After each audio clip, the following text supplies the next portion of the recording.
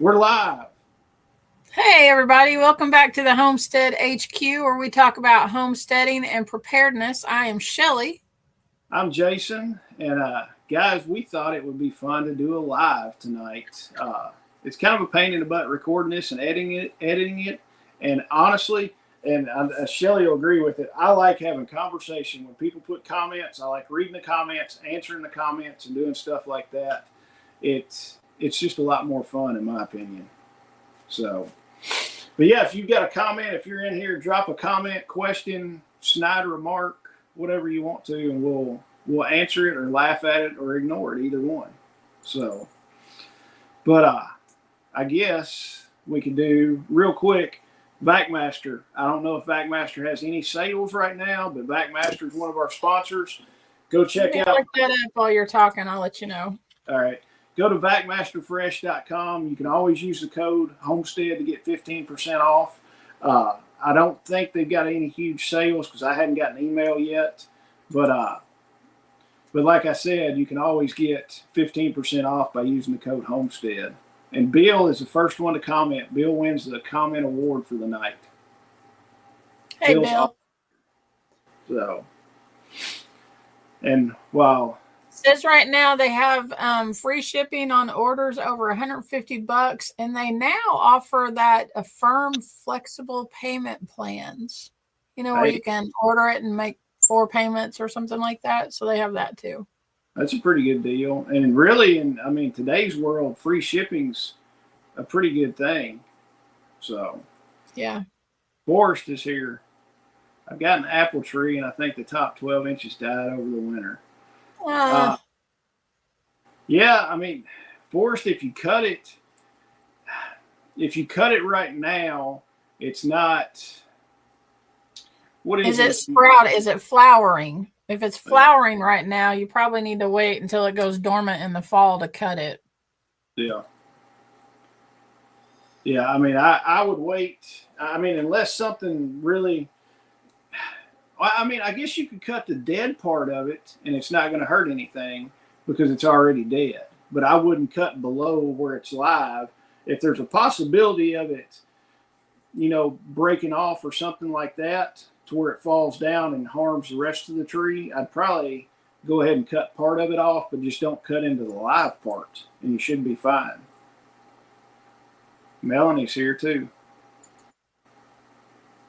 Trying to figure out how to make her a moderator. I can't remember how to do that.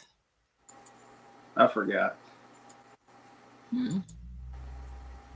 Before put a blue star on her. I don't know what that means. Hey, Melanie. But yeah, Vac-Master's got free shipping on over $150. And then also, guys, go check out the website for all the festival stuff. We'll jump on that here in a little bit. But the sustainability store, go check that out. We've got our first aid kits, first aid supplies, pretty much everything you need. If there's something on there that you don't see, we can get it for you. Just let us know. Send us an email or whatever you want to. Andrew's got a question. So when is it safe to plant my starters in mid-Tennessee? First growing season for me in Tennessee. So you are, you're probably not far off. I would say you guys are like 7A or something like that, or we're like 6B. There are things that you can put in the ground. You can plant potatoes right now. You can plant brassicas, but they need to be covered. And brassicas are going to be like cabbage and broccoli and lettuce and stuff like that. But like tonight and tomorrow night here in Kentucky, it's supposed to get to like 29 degrees or something like that. So you would want to cover that stuff, but don't get antsy and don't be planting your peppers or your tomatoes or anything until probably. Well, in Kentucky, the rule is kind of like Mother's Day weekend or Derby weekend or whatever. We try to wait till then to plant stuff. But you can go and look up your zone, whatever your zone is at by your zip code. And you can find online particulars, especially if there's something in particular that you want to look at planting. But don't plant them too early because these freezes will kill you. And I'm dreading the freeze we're going to have tonight and tomorrow because all my fruit trees are budded out and everything else. Oh man. Yeah. Cover them up or anything? Like with sheets or something?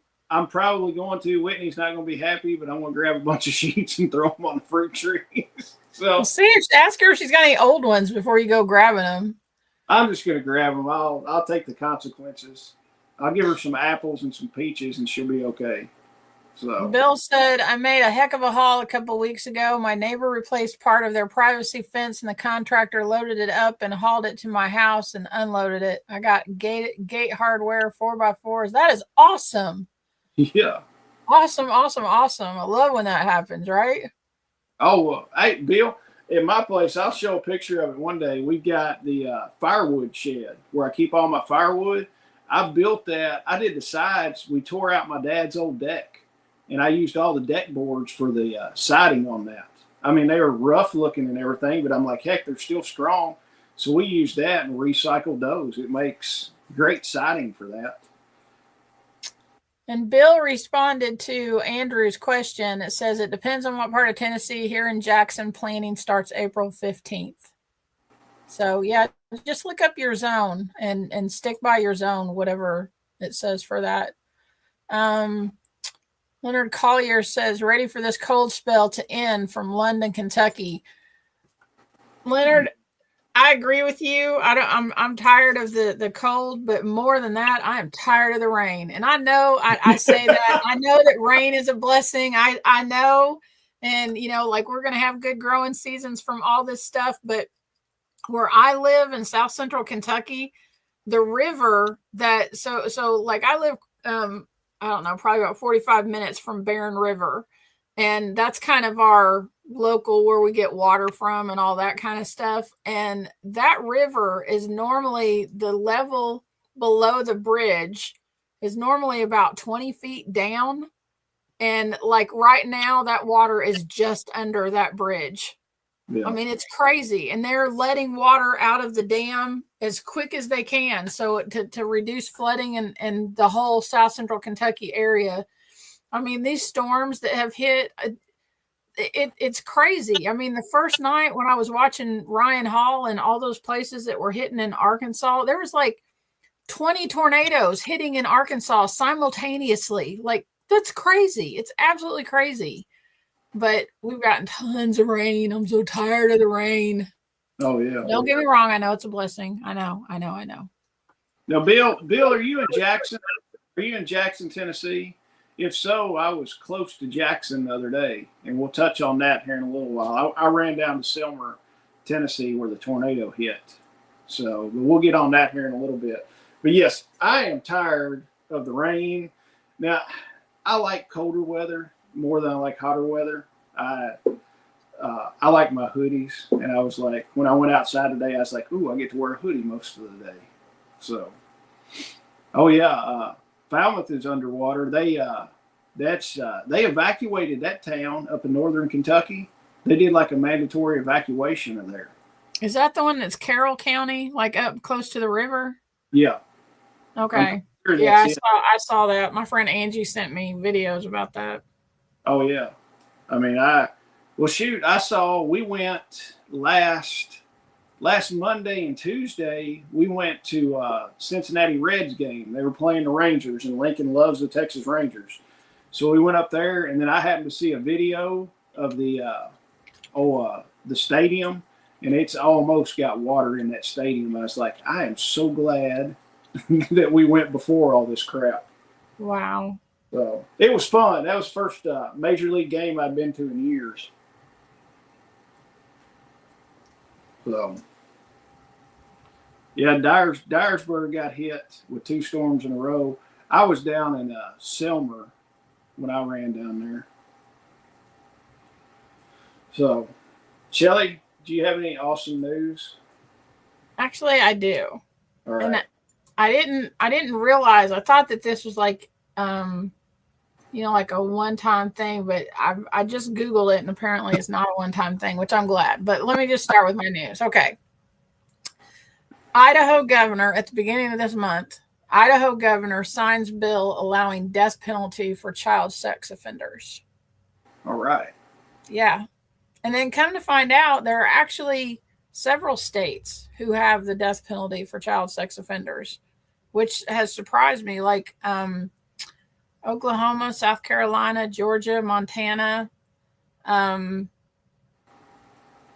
not going to read down through all of these, but the the thing that shocked me about this, I guess, okay, it says that Brad Little has signed legislation allowing Idaho courts to impose the death penalty for people convicted of lewd conduct with children under 12 years old. It also strengthens punishment for other convicted pedophiles. It says Idaho will not tolerate sexual abuse for our children. The thing that stuck out to me about this story, let me find it. Hold on just a second. In a statement, Little said the sexual abuse of children is sickening and evil and deserves the ultimate punishment. He also noted Idaho will now be the only state to make death by firing squad a primary method of execution, which would apply to pedophiles. Like, when is the last time that you have heard about death by firing squad? Oh my gosh. It's been quite a while since I've heard that. But I mean, hey, I'm all about it. I mean, it works for me. Yeah. So, I mean, I don't see any problem with that. Shelly, you're frozen up. I know. Can you hear me? Yeah, I can hear you. You're just frozen. Yeah, I see that it's froze. Maybe I need to leave and come back in. Yeah, leave and come back in. I'll handle it. I'll be right back. But yeah, well, are you back? I never left. Okay, it's good. All right. You just had to threaten to leave. I guess. But, I mean, way to go, Idaho. For real. Yeah. That is awesome. Awesome news. I mean, I think it should do it in all 51 states. So maybe somebody will catch that. Somebody will be like, there's only 50 states. And the Gulf of America. Yeah. I think it was somewhere. What was it? I thought I saw somewhere there was some shrimp, and it was like caught in they'd redone their package, and it was like caught in the Gulf of America or something. And I'm like, I noticed, like, I brought up on Google Maps the other day. It said on Google Maps, it says Gulf of America now. Really? Like on Google Map, like it'll do the whole world map. Yep, it sure does. Hello, Scott. Everything is pretty good here. We're waterlogged, but hey, other than that, the sun came out today and we're drying out. So, yeah, Forrest, we're referring to Canada. So, yeah, indeed, yeah, and that's true, Leonard. If that went in, DC would be a goner. There might be 2 people left in DC, maybe 3. So, I mean, they would just have to have firing squads everywhere, I guess. Yeah, but I mean, look at it. Okay, you've got, I don't know how many people. What do they do? Like 6 people? 6 people for a firing squad? Well, I have no idea. Well, I know it's a certain amount of people, and only one of them has maybe 2 of them has a real bullet. The other one have blanks, and nobody knows who killed them. So really, yeah.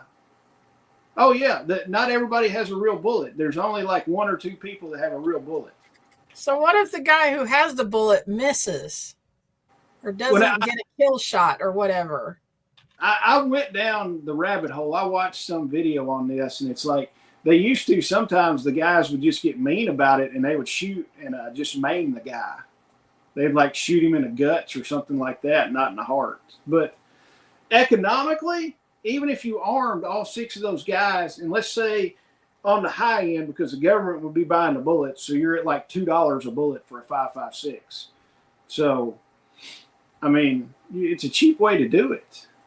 It says a firing squad typically consists of at least 3, but often more shooters who simultaneously fire to execute an inmate, with 1 or more shooters sometimes having blank rounds to ensure no one can be identified as the shooter. Well, Larry said South Carolina just did one with 3, and all were loaded, he believes. So, And then Bill said, I didn't even know firing squads were a thing in the United States. Like, I know that they're a thing in like third world countries and stuff. I didn't even know that we still did stuff like that. I mean, I think if they did, I think if they did that or did public hangings and televised it like pay-per-view, think of how much money you could raise. Like, hey, we're going to hang the pedos tonight. Shoot, I'm in for $19.95. I mean, that, and I'll buy the T-shirt to it. You know, pedo hanging 2025. So, Bill says, my wife said that all the storms are because the Gulf's pissed off about the name change. They're sending all that Mexican water up here. Yep. But yeah, I don't know. I think a firing squad would be fine. That or public hangings. I'd probably even go guillotine. If they're getting rid of pedos, I don't even care. Just do it. Speaking of that, Saturday at the festival, you can come to the charity auction that we're going to have to raise money to. It will not be a death by firing squad. That's not what you're coming for. So don't be like, speaking of that, but go ahead. Yeah. Yes. You can come and help raise money to rehabilitate the people that have been in the trafficking. But we're going to be having a charity auction for Caleb House. Bear will be there. He's going to tell everybody what it's all about. We're going to have an awesome auction. If there's anything that you would like to donate to the auction, let us know, and we can get it and get you going with that. What?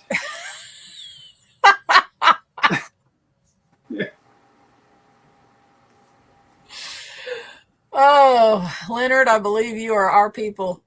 Yeah. Yeah. And then right here, millstones. Why do you have to hit this thing twice now? Millstones. I just click it once. I got to hit it twice on mine. So. It's because you're a turd. Scott wants to know if we can remote donate. We should. We still don't have that on the website right now, do we? It was on our old website. It's not on the new one. So I will make a note. On our other website, we had a link that went directly to Caleb House. So if you needed like the 501c3 thing or something like that, you could get that. So talk to whoever you talk to at Grindstone Ministries and see if they can give you a link or something, and then we can put it on there. So we will get back with you about that, Scott, and let you know. Scott, if you send us an email, my email is KentuckySustainableLiving@gmail.com. Send me an email, and I'll have your email. And once it's up, I can email you back and let you know. Forrest did win the axe, man. That was an axe. That was like a Viking axe. If I wouldn't have bought a shave kit, I probably would have bought that instead of the shave kit. So, but I'd already bought the shave kit and spent enough money. So, but yeah, hey, and like I was saying, if there's some kind of product or something like that, or a business that wants to donate some products and stuff like that, get a hold of us, email us, and we'll be glad to take that stuff and auction it off. I want to raise as much money as we can for Caleb House on Saturday night. Yes. So, and this charity auction is open to whoever wants to come. There's no fee to get in, nothing.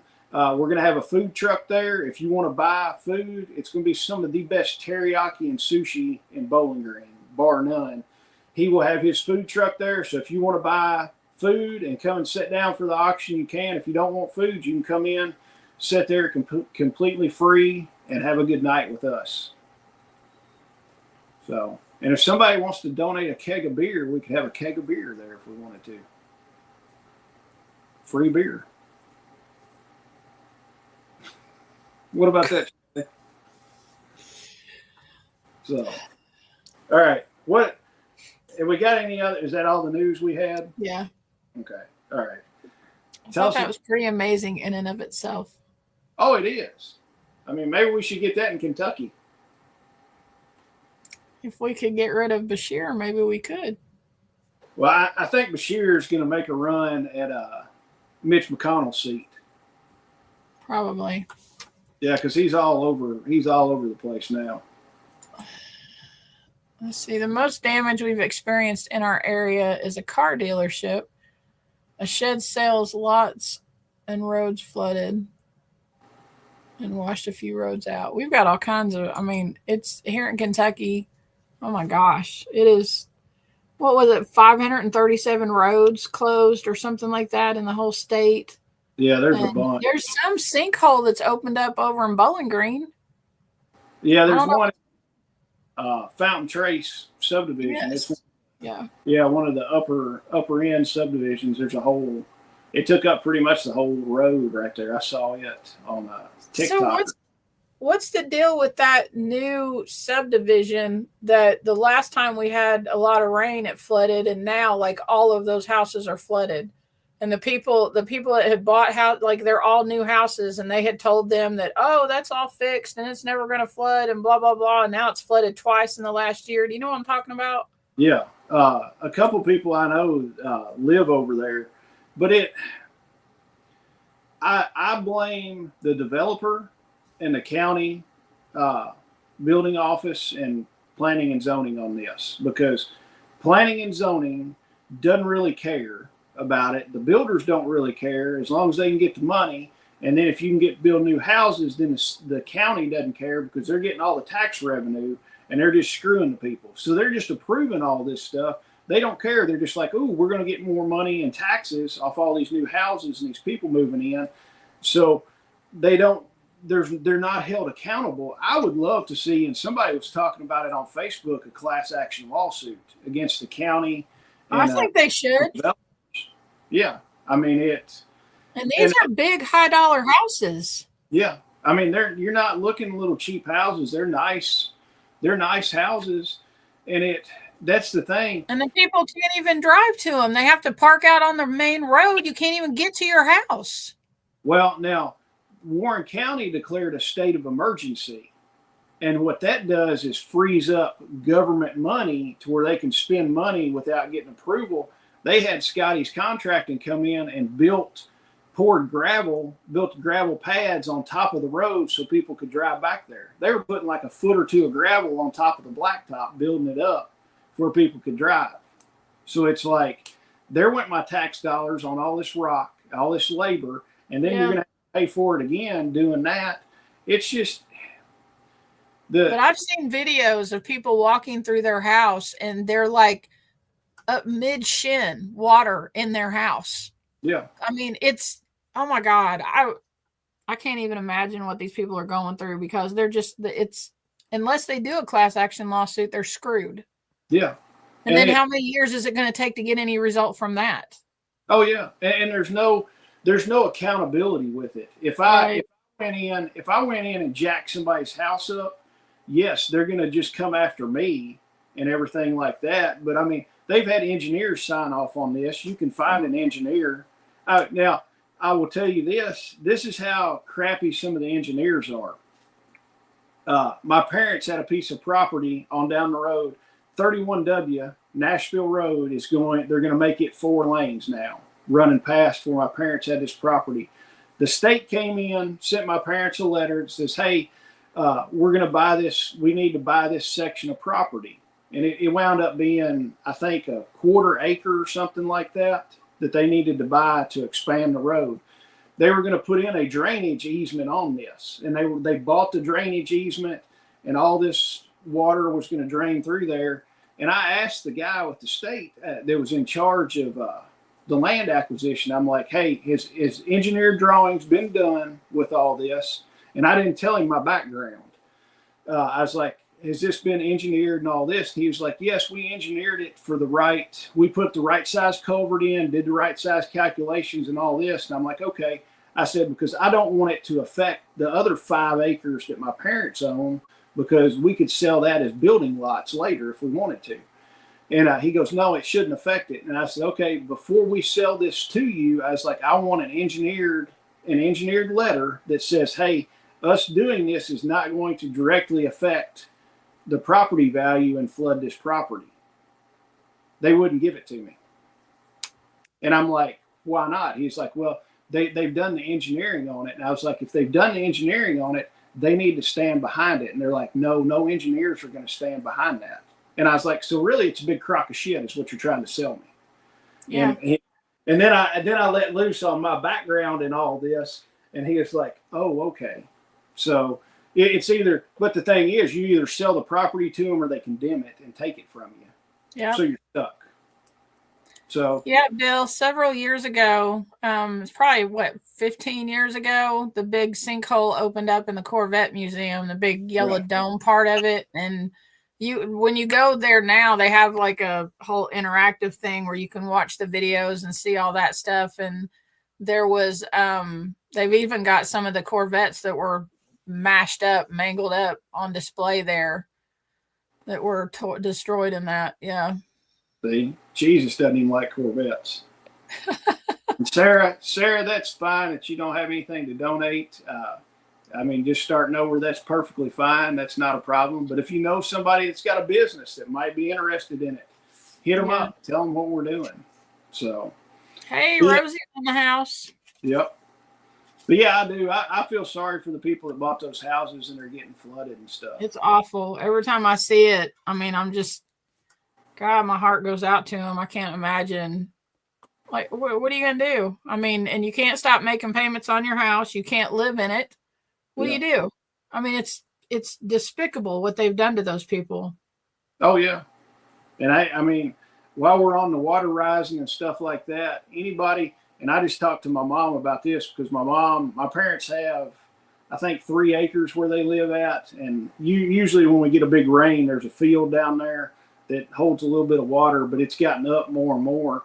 And she called me today and she's like, hey, the water is getting over the field lines for the septic tank. And she's like, what do you think about me running the washing machine and the dishwasher? And I was like, I wouldn't run them too awful much. So, because the thing is, you got to look, your septic tank, your field lines, they work mostly on evaporation. And then more than half is evaporation coming out. And then a lot of it leaches out into the ground, the water. So if your septic lines are covered in water, you really need to cut down on your usage of, big stuff. I mean, don't just stand and take a 30-minute shower and don't run the washing machine and the dishwasher because it will eventually start backing up and filling your septic tank up. So that's my word. That's my contractor advice for the day. So, but yeah, hopefully the homeowner's insurance will help them out. I mean, you never know. I don't know unless they've got flood insurance. I don't know if it covers it or not. So what you could do, and this is not advice, but if the water main happens to break in your house and flood your house with city water, then it's not a flood, it's a busted pipe. Wink, wink. Just saying. There you go. Bill said the same neighbor who he got the wood from has a sinkhole in their front yard that is about the size of a wheelbarrow in diameter, and it has it to fill up every year. Yep. Yep. Sinkholes are all over Kentucky. We have all that limestone around here, and it's just, that's why we have Mammoth Cave. It's the biggest known cave system on the planet. And that's why, because it's like a big honeycomb underneath Kentucky. Yeah, pretty much. Now, hey, also, one thing we got to worry about, and I heard somebody talking about it, is since all the caves are full and everything like that, somebody said we needed to watch out about earthquakes. Thanks for that. I'm just saying. So. Okay, all the more reason to have your preps ready to go. Have a bag in your car. Get your bug out bag together. Have, food on hand and all of that stuff. If you have to get out, make sure you have clothes for your kids and your flashlight and all those things. We've talked about bug out bags before. Have that stuff ready to go in your car if you have to leave. Yeah, I mean, be ready. Be able to be ready to leave at a moment's notice with what you need. So I don't know. But hey, did you see that guy? I think he's up in Louisville. I think it was in Louisville. He owns a bar or something like that. He decided that he was going to flood his restaurant with fresh water before the Ohio River came up and flooded it with like silt and stuff. It like showed a video. There's like 2.5 feet in his restaurant where he flooded his restaurant with fresh water so the dirty water wouldn't come in. Did that work? I don't know. I just saw a thing and I'm like, this guy's a moron. Because essentially you flooded your restaurant. I'm like, I'm just thinking insurance fraud. Yeah, but, well, I mean, yeah, he could have been doing that. It could have been that he was just trying to, you know, whatever. But silt does a lot of damage. I mean, that's a lot of dirt and nastiness and all of that. I mean, think about, you know, all the pictures that we saw from Western North Carolina of all those business, that's all the way up to the top. And it's just mud and grime and crud from all that flooding that they had. But I mean, I'm just curious, did it keep the silt out? Did it stop? I can't see that it would, but I don't know. I don't know. I just saw it and I just thought, okay. I was like, how are you going to explain that? Like, I wouldn't have told anybody that. Oh, yeah. You're absolutely right. But you know what? I think that he is writing a book that he has another series that he's working on. And if I'm not, because I follow him on Facebook and something else, and he's got like an author page or something. I think he's working on that other series of books that he has. But yeah, you're right. For the Going Home series, we need the next one for real. Because what's it been? That one came out in, this is 2025. We saw him in 20. So that one came out in December of 23. And we've not seen a book for the Going Home series. So yes, you're right. I think Jason has his phone number. We can have him call him. I'll call him and tell him. It can be, we survived the tornadoes. We got frozen and then we died in an earthquake. Yeah. Now all we need is hellfire and brimstone and we're set. Yeah. I'm just glad we don't have volcanoes around here. So. Did you not have 20 tornadoes in Arkansas on your bingo card? Nope. Well. Poor Arkansas. Oh my gosh. They got hit hard. Oh, I know. Well, Paducah got hit. I don't know how bad Paducah got hit, but I know they got hit. Well, and I saw a couple days ago that up in Owensboro, one of the levees in Owensboro broke. Really? Yes. Oh, heck. Well, Owensboro got hammered before this with hail. So, like monster hail. It looked like Bowling Green hail that we had that one time that was in what? I forgot when that was. I was still in, that was that was like the late 90s, wasn't it? It was, I think it was 2000 maybe. 99 or 2000. I was still in college when it happened. I know. I saw pictures of the hail from the Owensboro, the recent one, and it was like the size of a softball. They were actually holding a softball and two pieces of hail next to each other, and it was that big. Because at first I didn't realize what it was, and then I was like, oh my God, that's ice. Oh. Brought to you by the chemtrails. Right. Somebody said, did you look up at the sky and see like a few days before, they were like, it was just crisscross chemtrails everywhere. And I'm like, I really didn't pay that much attention, honestly, but you're probably right. I'm not going to put it past them for doing it. So, but it's nice, pretty blue skies here today. So, well, yeah, when all this started, Randy asked me, he goes, so is all this happening because of that crap Jason's always talking about? And I said, what are you talking about? And he goes, the things in the sky. And I said, are you talking about chemtrails? And he goes, yeah. And I said, well, actually, it's Billy that always talks about that. I said, I don't know if it's causing it or not. Well, we were sitting at the baseball game the other night before everything came through. And I was just sitting there and I started looking up and my wife looked at me and she goes, what? And I was like, chemtrails. And then she's like, shh. And the girl beside me was like, what are you talking about? I was like, they're spraying stuff in the air. And the lady just looked at me like, you're a freak, and kind of scooted over. I'm like, whatever. So that's to have the section of bench seating all to yourself. No, I just bring my own chair so I can just go wherever I want to. There you go. Yeah, most of the time nobody really sits around me. Everybody's like, "You got that face like you don't want to talk to anybody," and I was like, "Because most of the time I don't." Well, tell us how you lived through the storm, Shelly. Starting, what did it start? It started on Wednesday, didn't it? Uh, We had a tornado no, warning. it started on Thursday. And I know that because Thursday is the day that I went to get the taxes done. Right. So, I was leaving work. It started raining like midday on Thursday. It may have started raining like late Wednesday night or something like that. But it started coming really hard, and then the so the town that I go get my taxes done in is like 2 towns away. And Randy had to go to work that day, so him and I met up in Cave City. We got the taxes done and everything. And when I left work, where I work at is on the same road as the high school and middle school in the county that I work in. And across the road from the schools, there's a creek over there. Well, the water was up to the road. And they were letting the kids that knew how to drive, they were letting their parents call up there and sign them out, which didn't make sense to me. I'm like, if it's dangerous enough that you're just letting people get signed out, why not just send the kids home, like all of them on buses and everything? But anyways, the water was almost up to the road. We go up to Cave City, get our taxes done and everything. And then I had to drive home on another highway, Highway 70, that goes to the town that I live in.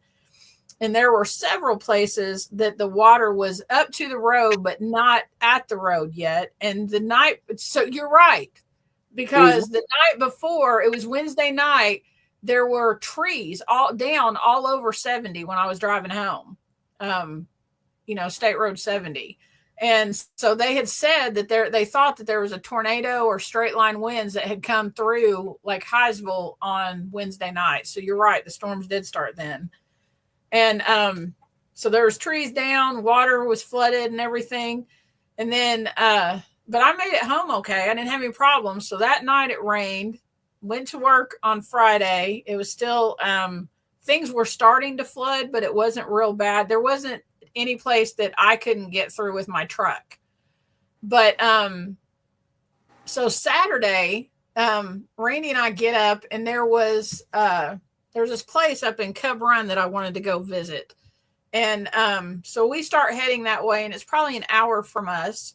And we go the same route that I came home on Thursday. It is absolutely impassable. Like, there were intersections on 70 that there were cars. You could barely see the top of the car. Somebody tried to drive through it and got stalled out, and then it completely flooded. So, I mean, as the water level rose up, I mean, it was crazy how you couldn't get through any of that stuff. Now, where I live on a ridge. Most of our farm is downhill. There's a creek down at the bottom, and you could actually hear the water running through that creek. There's always water in the creek, but I never hear it, Yeah. But you could stand out behind the barn and hear water running down in that creek. It's rolling then if you can hear it from that far. Yeah. Because, I mean, you've been down there where the creek's at. So, yeah. I mean, you could stand up at the barn and hear that. But it's just, I mean, all the rain, it's like, oh, my gosh, we got to stop. This is crazy. And now, it was kind of warm. But now this cold front's coming through, and it's supposed to get down to 29 tomorrow night. It's supposed to get cold tonight. And it's, just stop. Yeah. Oh, yeah. Well, then you had. Then I texted you yesterday. Yeah, it was yesterday. I texted you. I was like, "Hey, you want to do a live tonight?" And I didn't hear from you for like an hour or two. And I'm like, "Okay, she must be doing something." And then you messaged me. It's like, "We're trying to fix a leak." And I'm like, "Uh-oh." I was like, "Is it where I worked on your basement or what?" And then you're like, "It's a pipe." I was like, "Okay, it's not. I didn't screw anything up." So yeah. Did you get the pipe fixed? Yeah, we got the pipe fixed. And we actually, funny, this is so dumb. Like, we moved into this house, and I know that you're supposed to check this stuff out. I just didn't. But so while we're trying to figure out the pipes situation down in the basement, there's these 2 things that hang off of the pipes. And we're like, what are those things? So Randy undoes them. It's a dual water filtration system that we didn't know we had. I mean, we saw them there. We just didn't know what they were, and we never like thought about it, right? And laying underneath these things are water filters. Again, they were there. You've been down our basement. Like, Yeah. we just didn't pay attention to this stuff. And so since Randy had the water shut off and trying to fix the pipe, he was like, what are these things? So he takes it off. The water that was in them was like nasty. I mean, oh my God, it was like sludge or whatever. And so he dumps that down the drain down there and takes the filters out, and come to find out the 2 filters laying underneath them were replacement filters that were just there. So he pops the new ones in and everything. He fixes the pipe, lets that sit for a while so it will do it to harden up or whatever. And then it says you're supposed to run water through it for about 10 minutes. Well, after he gets all that done, I go in to take a shower. Oh my God. Like, we had good water pressure before, but now it like beats you down.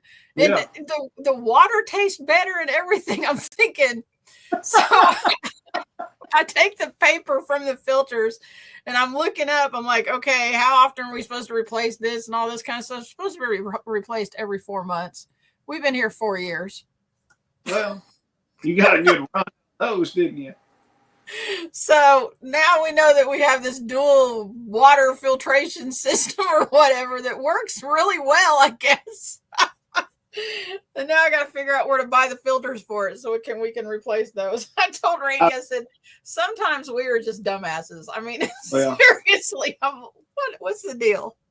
I've got a place that you can buy the filters. It's probably like the same filters I've got down here in the shop. It's probably what it is. So they look like almost like little pitchers or something that you unscrew the bottom and it goes in. I saw some filters that almost looked like it had it kind of looked like quilt batting or something, but the filters that go in it have like a honeycomb look or whatever to them. So I haven't been able to find it. Right, Melanie. Now, see, the ones that I've got down here in the shop, I've got a 10 micron, like pleated filter. These are 20 micron and they're pleated. Okay. That's what I need is 20 micron. Yeah, I've got a 10 micron to do the first step. And then I've got the ceramic, like Berkey filters in the next step. So those ceramic filters are expensive though. But I mean, you can just run those pleated filters and they're pretty cheap. I can't believe how much better my water tastes. Yeah. Apparently these work. Apparently so. I was in the shower. I hollered at Randy and I was like, we got better water pressure, dude. I was like, I don't know. Burnt the skin right off of you, didn't it? Yeah. That's funny. But yeah, it did. Everything here started like Wednesday. So we went to church, and I do not understand why they didn't cancel church, because like right at 7 o'clock. That's right, because I texted you. There were alarms going off, and I texted you. I was like, are you okay? Because the alarm, Randy had called me and said the alarms were going off in Bowling Green, and you told me you were leaving church. Yeah. I'm looking at it, and I'm like, everything's going to hit like right at 7 o'clock when church gets out. I'm like, why in the hell are they having church? And so, so they decided in their infinite wisdom, it's like, well, we'll stop early at 6:45. I'm like, that's cool if you live 5 minutes away. So, right. Yeah. So anyway, one of the places went a little long, one of the groups. So the tornado sirens are going off. We've got kids upstairs. I'm like, come on, kids. We're bringing them all downstairs, taking them to the storm shelters, the rooms you're supposed to go to. And like everything's going on. So all the kids are squared away. I pull up Ryan Hall and I'm standing out the back door looking. And finally it comes through and I'm like, if y'all need to leave, y'all need to leave now. I was like, because I told them, I'm like, if it's nasty over this way, it hadn't hit us yet. But if it's clear this way, I was like, nothing's coming. So then finally everybody left. It was, I don't know, it was 7:45, 8 o'clock before we got home Wednesday night from church after we got all the kids taken care of and all that. So I just watched, I was up till late watching Ryan Hall Wednesday night. And then Thursday, I mean, it's just like one thing after another, just rain and everything else. And it's just you're kind of on pins and needles. And well, then also our weather alarm went Wednesday night. Our weather alarm went off like at least a dozen times. yeah. And Well, Sam and Jackson stayed over here, and Sam came in and woke me up one time, and she goes, "That alarm is going off again. Do we need to go in the basement?" And I said, "What did Ryan Hall say?" And she goes, "I don't know." And I said, "I don't go underground till Ryan Hall tells me to go underground." oh yeah, it went off. I think it went off again at like 1:30 here, and of course I had just fallen asleep, so I jump up out of bed.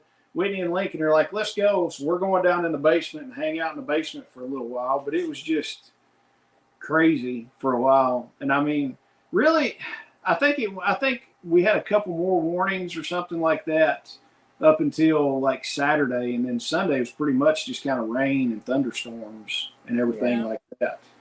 But I tell you, I did go down Friday. Friday I went down. I talked to Kyle at Grindstone, that he's the executive director of Grindstone Ministries. I talked to him on Thursday, and he's like, "Let me know if you need anything," that kind of stuff. I was like, "I will." And then I sent him a message. I'm like, "Do you need me to do some recon?" So he was like, "Can you go down to Selmer, Tennessee, which is on past close? I think it's like 30 minutes south of Jackson. I don't know. I wasn't paying attention, but it's somewhere close to Jackson, Tennessee." So I rode down there. It's like 3.5 hours. Get down there, man, it obliterated parts of that little town. I mean, there's a bunch of damage done down there and everything like that. So it was, Grindstone was headed there today. So they're there right now doing cleanup work. I might run down there for a few days and help them. I hadn't really decided if I can fit it in my schedule or not. So, but I tell you what, it's funny. I'd never done recon for Grindstone before. So I texted Kyle. I was like, "Hey, what do I need to do?" He's like, "Get down there and look around. If there's enough damage to warrant us coming," he said, "you need to get some contacts." And he's like, "Get the mayor, the county officials, talk to those people." And I'm like, "I don't do this kind of crap. How am I going to find the mayor and talk to the mayor or the sheriff?" So everything works out. I drove down this one little road, and there's a lady and her 2 kids standing at the road, like everything around them's leveled and everything else. And I stop, and I'm like, "Hey," I told her what I was doing. I was like, "I'm doing recon for Grindstone. We're looking to see about coming down and helping." And I was like, "I really need to talk to the mayor or somebody like that." And she goes, "Honey," she's like, "come up here to my house." She had some shingles and part of her roof was off, but the house was fairly good shape. And they were tarping it. She's like, "I know the mayor." She's like, "I had his kid in my class at high school and all this stuff." So she like rings up the mayor and is talking to the mayor on the phone. And she's like, "This guy, Jason, wants to talk to you." So she hands me the phone. The mayor's like, "Yeah." He's like, "Jason, I'm down here at the Ag Building. Here's the address. Come down and talk to me." So I'm like, hell, this is easier than I thought it was going to be. So it's like one of those things, who do you know that I should know kind of thing. Yeah. So I punch it in my phone. I drive right on down there. I come in. The mayor comes out. He's like, "Hey, Jason." He's like, "I'm the county mayor." Apparently, they've got a county mayor and then a city mayor. And the guy's talking to me like we've known each other for 30 years or something. So he was like, I was like, I told him the spiel, about Grindstone. They come and help and do all this for free and everything. And he said, "Well, what do you need from us?" I was like, "We really need a place for like 30 guys to crash and, sleep at. We need bathrooms and stuff like that." And he's like, "Well, let's see what we can do." So he's like, "Jump in my truck." So I go jump in his truck. We're driving around. He's like, "Now, my friends here on this bed and breakfast and this kind of thing, they might give it to you for like a week or two, to use." And he's like, "Let me call the school superintendent." So he's calling the school superintendent looking for places. So then we get back. The city mayor's there. So I meet her and I'm like, "Well, heck, I'm meeting everybody I need to know." And then there's another lady named Lisa. And for OPSEC, I won't tell Lisa's last name, but Lisa knows everybody in that county. And apparently she has everybody in that county's phone number in her phone, because I asked her, I'm like, "What about so-and-so? We need permission to do this." She's like, "Well, let me call." She's like, "I know the person in charge of this." So like 5 minutes later, she's got them on the phone getting approval for this, approval for that. And so the superintendent shows up and he's like, let me show you the boys' baseball field house, which is right next to the ag building. He's like, let's go over here and I'll show it to you. He's like, it's one huge big thing. The guys can stay here. We've got bathrooms and showers for them and everything. So we're walking down on the school property. He shows it to me and I'm like, man, this thing will work. And he's like, we got another building if you want to use it. And then I think, I'm like, I've got a Glock on my hip and I'm standing on school property. I was like, this can go one of two ways. And so I asked the school superintendent, I'm like, hey, all the guys that come down here, most of them are carrying guns. And I was like, we take protection pretty serious. I was like, is it going to be a problem if everybody's packing guns on their hips? He goes, no, I'll call the sheriff. He's pretty cool about that stuff. He said, it won't be a problem. And I'm like, are you serious? And he was like, yeah. He said, they're like, if they're coming to help, more power to them. Yeah. I love it. Yeah. And he's just like, yeah, it won't be no problem. And I'm like, cool. So if that'd been Warren County, they would have went ahead and just put me in jail probably for having a gun on campus. Probably. Yeah. Bill said Selmer is due south of Jackson. So it darn near, I guess I was darn near in Mississippi then. So that was my Friday. That was driving three and a half to 4 hours down there, spending about 4 hours politicking, and then another 3 to 4 hours driving back. So it was a long day of that. And then in the meantime, they were still getting severe thunderstorm warnings and stuff like that. Like we were in the big ag pavilion and like the sirens are going off. And I'm like, I drove all the way. I drove 3.5 to 4 hours to get swept away in a tornado down here and not at the house. I'm like, what am I doing? So yeah, that was my life in the storm.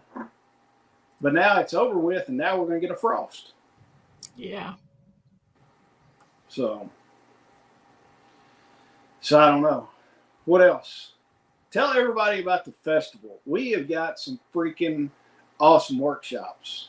We do. Let me bring it up so I don't forget anything. Hold on if there is not a workshop you are interested in for the festival, there's something wrong with you.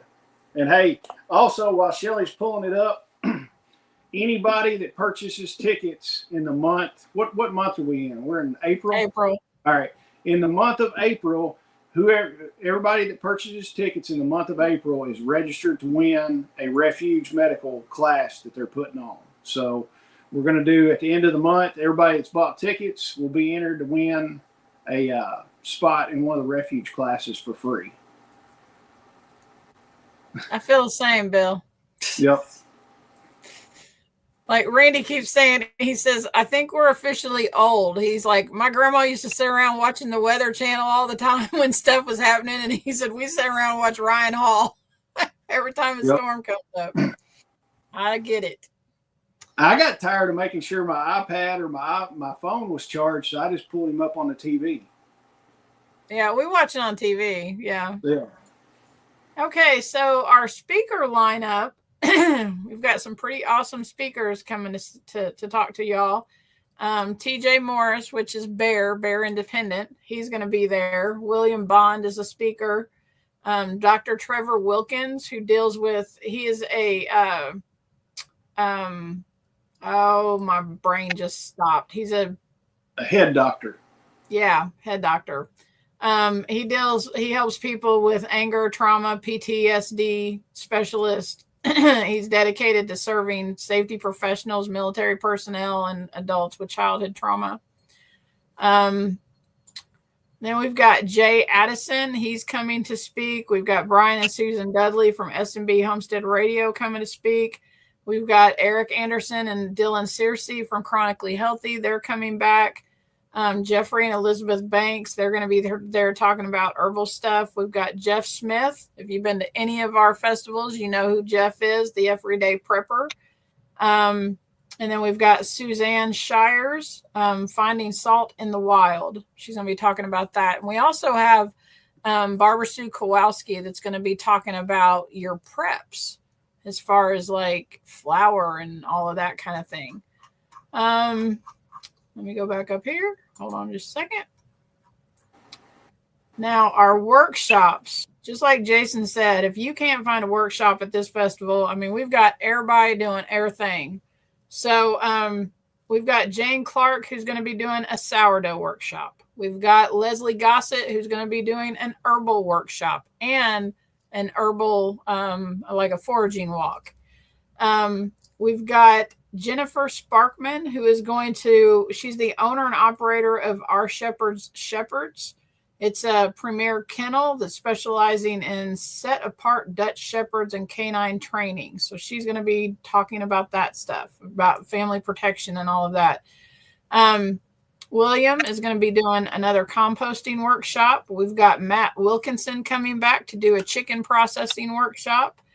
We've got Jacob Peterson is going to do a basic knife use and bushcraft workshop.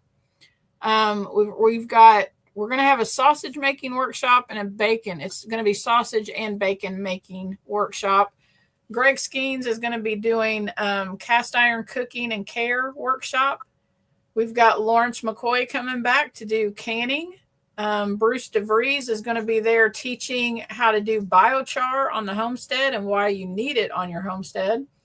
We've got Brian Loftus. He's going to be talking about how to set up your bug out vehicle, a whole vehicle, not just your bag. So if all your cave systems and your state flood and you have an earthquake, he's going to help you.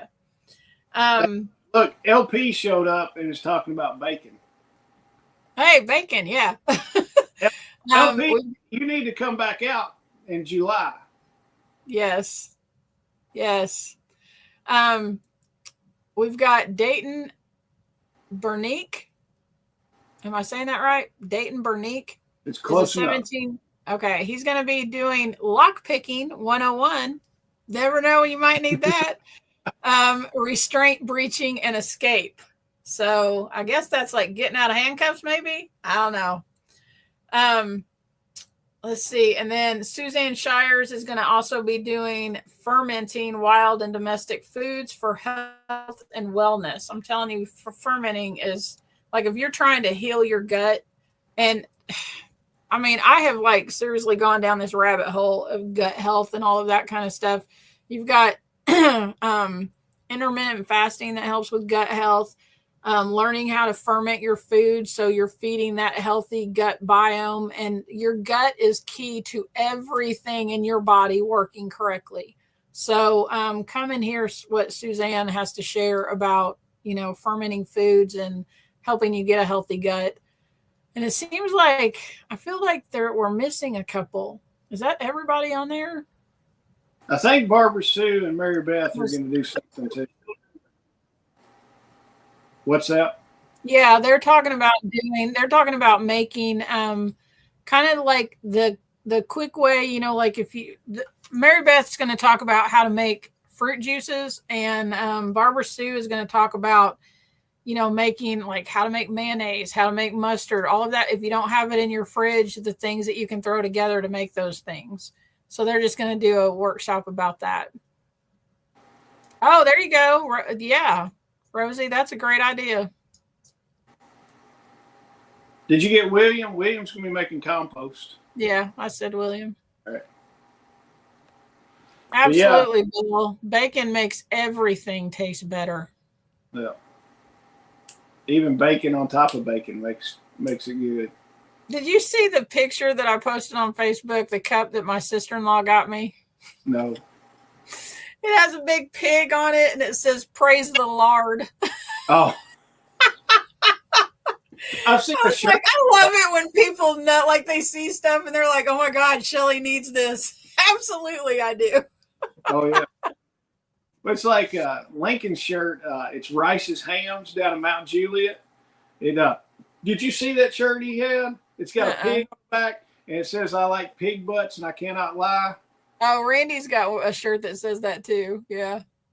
Lincoln asked me, he's like, is that like the other day he wanted to wear it to church on Wednesday night. He's like, is this okay if I wear this to church? I'm like, yeah, it's fine. Don't worry about it. So he's like, but it says butts. And I'm like, don't worry. It's fine. So, but yeah, I mean, I'm excited. I think and honestly, if you can't find some kind of workshop at the festival, I mean, you're probably not interested in homesteading or preparedness, honestly. Well, So, and let me tell you, your ticket for the whole weekend is $35. yeah. You get all of this, all of these workshops, all of these speakers. You get access to all of that. You get to sit in these classes, ask questions, talk to these people one-on-one. $35. That's all it's going to cost you. Yeah. And if you buy your tickets in the month of April, you're registered in for the drawing for the refuge class. And then also, let me go up here. I'm going to go to that class and just, isn't there a thing listed on there of what that class is about? I think so. Okay, hold on just a minute. And Friday. Okay, it says bleeding prevention course. It's a 4-hour course at Kentucky Sustainable Living Festival. It says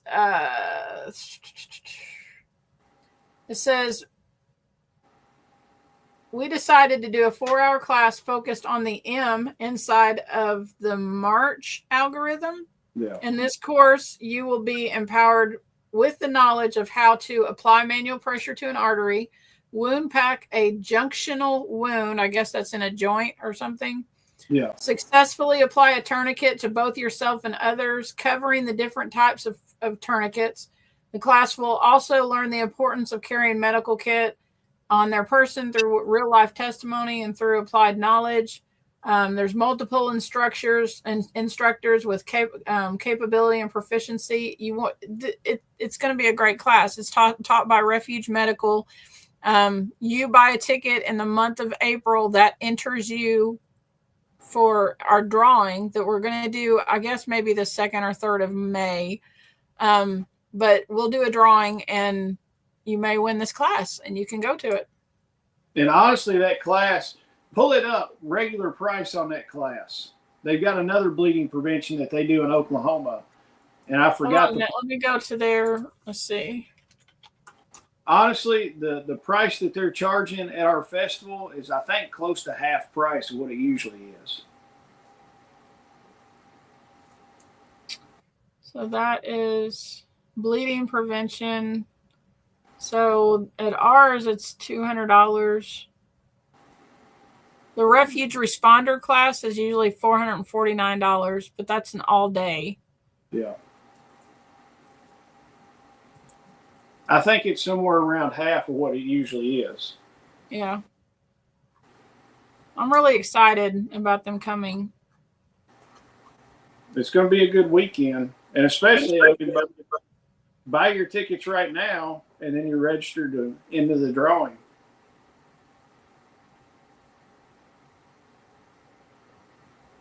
Yeah. So that's about all I've got for the night. It's getting ready to get dark here. At least it's dry still. Yeah, so I gotta go put my chickens up. So, all right. Well, guys, we appreciate y'all a bunch. And I will most likely, I've had several people ask me, life has been crazy. That's why I've not done whatever coffee and BS with Jason or anything in the morning. I'm going to try and do it Wednesday morning. Will be the first one. So we're also going to try to get back on track with the podcast. He's absolutely right. It's been crazy around here and so many things going on with the festival, trying to get all that stuff together. And we've got a great team that's working with us to help, but it's still a lot of work. Yeah, it's a whole lot of work. But LP, yeah, thanks. Yeah, we're glad we're safe and the worst is behind us from what we can tell. So, yeah. But yeah, guys, we will try our best to get back on schedule. We hope to see everybody soon. And hey, also, don't forget, the 26th of this month, we've got a sheep processing class. We've still got some spots available for that. Go to the website and check it out. It's $175 for that lamb processing workshop. So it's the 26th of April. So yes. All right, guys, we appreciate it, and we will see y'all soon. Good night. Bye.